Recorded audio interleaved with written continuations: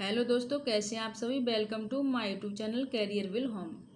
मैं हिस्ट्री के कुछ एमसीक्यू क्वेश्चन लेकर आई हूं जो कम समय में ज़्यादा से ज़्यादा क्वेश्चन करा सकें।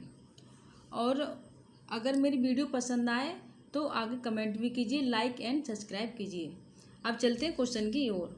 गौतम बुद्ध का जन्म कहाँ हुआ था? गौतम बुद्ध का जन्म कहाँ हुआ था? गौतम बुद्ध का जन्म 563 बीसी में नेपाल के कपिलवस्तु के लुम्बिनी में हुआ था। कहाँ हुआ था? लुम्बिनी। और कहाँ हुआ था? कितने? 563 बीसी में। अगले क्वेश्चन का आंसर दीजिए। गौतम बुद्ध का जन्म स्थान किसके द्वारा अंकित किया जाता है?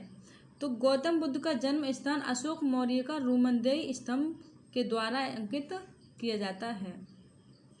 अगले क्वेश्चन का आंसर दीजिए। बुद्ध किस वंश से संबंधित थे? बुद्ध किस वंश से संबंधित थे? बुद्ध शाक्य वंश से संबंधित थे। इनके पिता कौन थे? शुद्धोधन। गौतम बुद्ध के पिता कौन थे? शुद्धोधन। प्रथम बौद्ध परिषद कहाँ आयोजित की गई? प्रथम बौद्ध परिषद कहाँ आयोजित की गई? प्रथम बौद्ध परिषद राजगृह में आयोजित की गई। अगले क्वेश्चन का आंसर दीजिए। बुद्ध का अर्थ है। बुद्ध का अर्थ क्या है? बुद्ध का अर्थ है ज्ञान प्राप्ति। बुद्ध का अर्थ है ज्ञान की प्राप्ति। अगले क्वेश्चन का आंसर दीजिए। निम्न में से बौद्ध साहित्य की पहचान कीजिए। निम्न में से बौद्ध साहित्य की पहचान कीजिए। तो क्या है? त्रिपिटक। पहला है शुद्ध पिटक, दूसरा है विनय पिटक, तीसरा है अभिधम पिटक। अगले क्वेश्चन का आंसर दीजिए। बुद्ध ने अपना प्रथम प्रवचन कहाँ दिया था? बुद्ध ने अपना प्रथम प्रवचन कहाँ दिया था? तो बुद्ध ने अपना प्रथम प्रवचन सारनाथ में दिया था। अगले क्वेश्चन का आंसर दीजिए। बौद्ध धर्म निम्न में से किन मतों पर विश्वास करता है? बौद्ध धर्म निम्न में से किन मतों पर विश्वास करता है? दुनिया दुखों से भरी है। लोगों को दुख उनकी इच्छाओं के कारण होते हैं। यदि इच्छाओं पर काबू पा लिया जाए तो निर्वाण मिल जाएगा। तो क्या है? चौथा क्वेश्चन, उपरोक्त सभी। क्या है? उपरोक्त सभी। अगले क्वेश्चन का आंसर दीजिए। धातु से बने सिक्के सबसे पहले प्रकट हुए थे। धातु से बने सिक्के सबसे पहले कहाँ प्रकट हुए थे? मौर्य काल में। कहाँ प्रकट हुए थे? मौर्य काल में। और आहत सिक्के या पंचमाकी सिक्के भी मौर्य काल में शुरू हुए थे। अगले क्वेश्चन का आंसर दीजिए। प्रारंभिक बौद्ध धर्म ग्रंथों की रचना किसमें की गई थी? प्रारंभिक बौद्ध धर्म ग्रंथों की रचना किसमें प्रारंभिक की गई थी? तो किसमें की गई थी? पाटलिपुत्र में। किसमें की गई थी? पाटलिपुत्र में। अगले क्वेश्चन का आंसर दीजिए। निम्न में से कौन सा एक भारत में उत्पन्न सबसे बाद वाला बौद्ध धर्म का ग्रंथ है? निम्न में से कौन सा एक भारत में उत्पन्न सबसे बाद वाला बौद्ध धर्म का ग्रंथ है? तो कौन सा है? वामसाथ पाक्षिणी। क्या है? वामसाथ पाक्षिणी।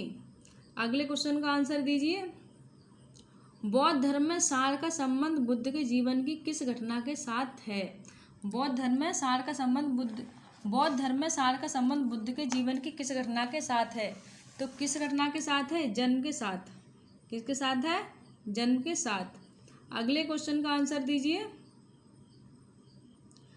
बुद्ध को प्रबोध कहाँ प्राप्त हुआ था? बुद्ध को प्रबोध कहाँ प्राप्त हुआ था? तो बुद्ध को प्रबोध कहाँ प्राप्त हुआ था? तो बुद्ध को प्रबोध बोध गया में प्राप्त हुआ था। कहाँ प्राप्त हुआ था? बोध गया में। अगले क्वेश्चन का आंसर दीजिए। बुद्ध धम्म और संघ मिलकर कहलाते हैं। बुद्ध धम्म और संघ मिलकर क्या कहलाते हैं? बुद्ध धम्म और संघ मिलकर क्या कहलाते हैं? त्रिरत्न। क्या कहलाते हैं? त्रिरत्न। अगले क्वेश्चन का आंसर दीजिए। इच्छा सब कष्टों का कारण है, इसका प्रचार करने वाला धर्म कौन सा है? इच्छा सब कष्टों का कारण है, इसका प्रचार करने वाला कौन सा धर्म है? बौद्ध धर्म। अगले क्वेश्चन का आंसर दीजिए। निम्न में से कौन सा शासक बुद्ध के समकालीन नहीं था? निम्न में से कौन सा शासक बुद्ध के समकालीन नहीं था? तो महापद्मानंद बुद्ध के समकालीन नहीं था। कौन नहीं था? महापद्मानंद बुद्ध के समकालीन नहीं था। फिर अगले क्वेश्चन का आंसर, कौन सा स्थान गौतम बुद्ध से संबंधित नहीं है? कौन सा स्थान गौतम बुद्ध से संबंधित नहीं है? तो पावापुरी गौतम बुद्ध से संबंधित नहीं है। सारनाथ में गौतम बुद्ध ने प्रथम उपदेश दिया था, और बोध गया में गौतम बुद्ध ने महाज्ञान की प्राप्ति की थी, और कुशीनगर में गौतम बुद्ध की मृत्यु हुई थी। अगले क्वेश्चन का आंसर, बुद्ध की मृत्यु किस वर्ष में हुई थी? बुद्ध की मृत्यु किस वर्ष में हुई थी? तो बुद्ध की मृत्यु 483 बीसी में हुई थी। बुद्ध की मृत्यु 483 बीसी में हुई थी, और 483 बीसी में हुई थी। अगले क्वेश्चन का आंसर दीजिए। महावीर का जन्म कहाँ हुआ था? महावीर का जन्म कहाँ हुआ था? तो वैशाली के कुंड 540 ईसा पूर्व में वैशाली के कुंडग्राम में महावीर का जन्म हुआ था। कब हुआ था? 540 ईसा पूर्व में वैशाली के कुंडग्राम में हुआ था। कहाँ हुआ था? वैशाली के कुंडग्राम में।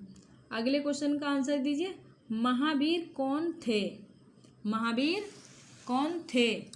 तो महावीर 24वें तीर्थकर थे। महावीर 24वें कौन थे? तीर्थकर थे। अगले क्वेश्चन का आंसर दीजिए। जिन साहित्यों को क्या कहा जाता है? जैन साहित्य को क्या कहा जाता है? तो जैन साहित्य को क्या कहा जाता है? जैन साहित्य को वेद कहा जाता है। क्या कहा जाता है? वेद। अगले क्वेश्चन का आंसर दीजिए।